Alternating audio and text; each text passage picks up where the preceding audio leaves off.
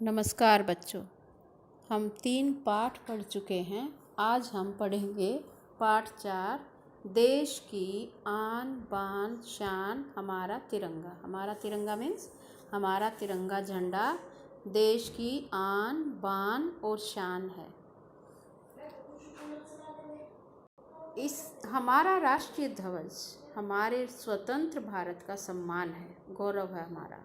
इस पाठ के माध्यम से विद्यार्थियों को देश प्रेम एवं देशभक्ति के लिए प्रेरित किया गया है। तिरंगे का चक्र हमें निरंतर प्रगति के पथ पर आगे बढ़ने का संदेश देता है।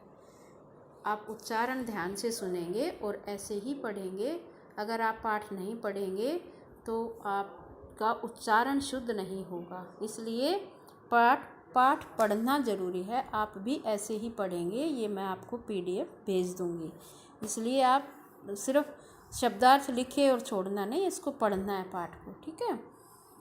किसी भी स्वतंत्र राष्ट्र के कुछ चिन्ह होते हैं, कुछ सिंबल बने होते हैं जो उस देश का सम्मान व पहचान होते हैं, जैसे राष्ट्रीय ध्वज, राष्ट्रीय गान, राष्ट्रीय गीत, राष्ट्रीय फूल, राष्ट्रीय पशु, राष्ट्रीय पक्षी इत्यादि।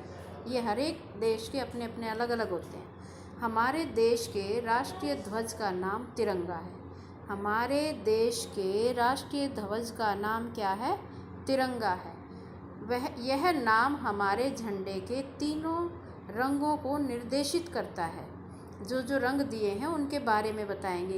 ये किसका सिंबल है, ये किसका सिंबल है। हमारे देश की आन बान और शान है ये तिरंगा झंडा।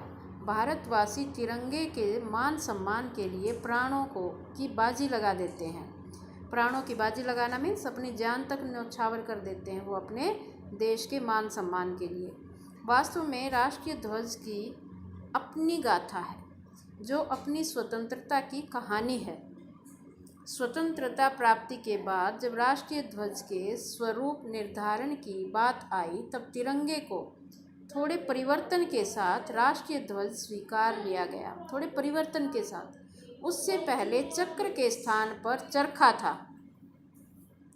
हमारे राष्ट्रीय ध्वज में 3 रंग होते हैं, केसरिया, सफ़ेद और हरा।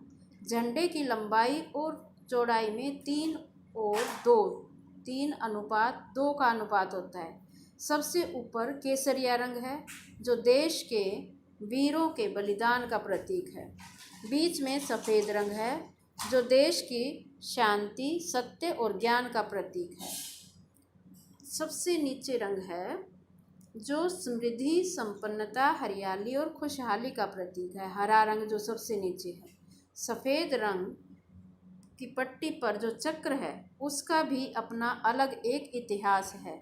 महान सम्राट अशोक ने देश अलग अलग भागों में अनेक स्तंभ तथा स्तूप बनवाए थे। देश के अलग अलग भागों में एक स्तंभ वाराणसी के निकट सारण में है। जगह का नाम है ये, सारण में है। इस स्तंभ के शीर्ष भाग पर 4 सिंह हैं। शेर के निशान बने हुए हैं, शेर के सिंबल बने हुए हैं, और प्रत्येक सिंह के नीचे एक चक्र बना हुआ है। अशोक का यह चक्रधर सदाचार और उच्च आदर्शों का प्रतीक है। ये चक्रधर किसका प्रतीक है? सदाचार और उच्च आदर्शों का। अशोक के ऊंचे आदर्श जो थे उनका प्रतीक है। आज यही चक्र हमारी प्रगति और विकास का द्योतक है, मीन्स सिंबल है। राष्ट्रीय ध्वज के चक्र में 24 तिल्लियाँ हैं।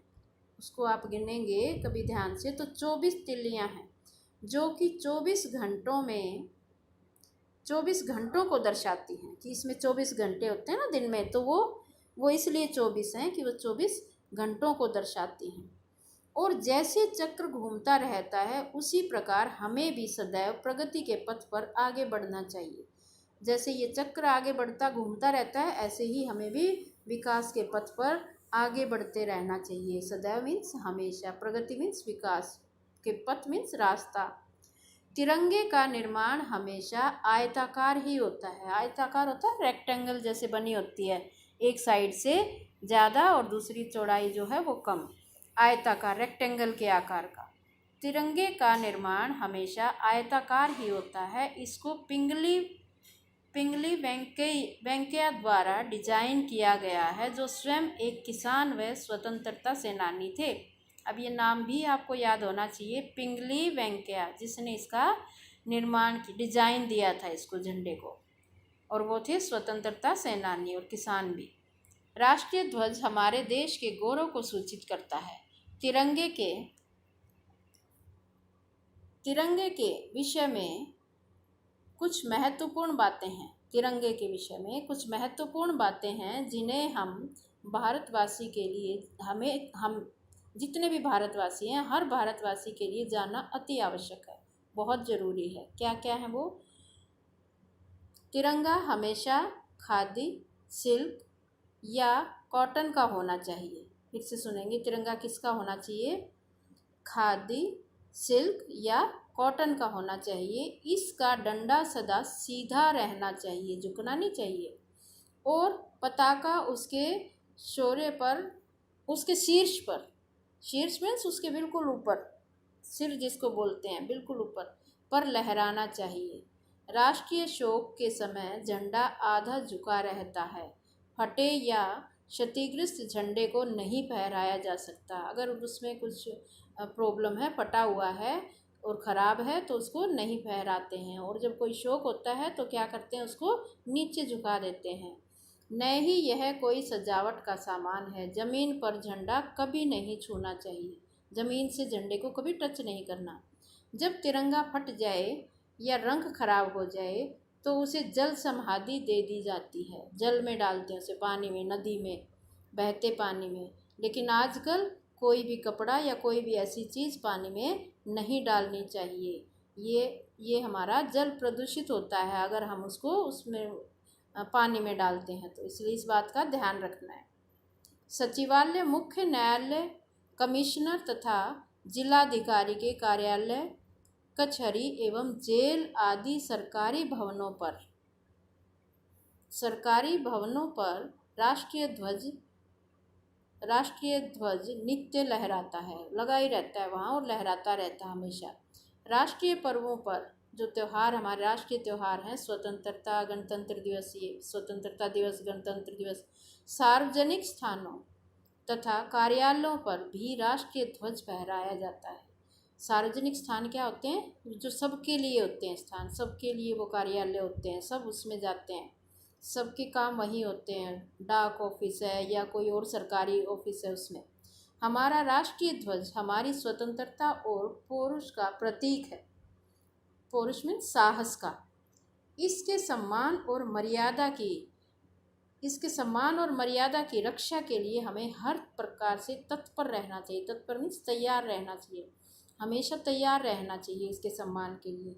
किसी कवि ने सच ही लिखा है। अब ये कवि की पंक्तियाँ पढ़ेंगे।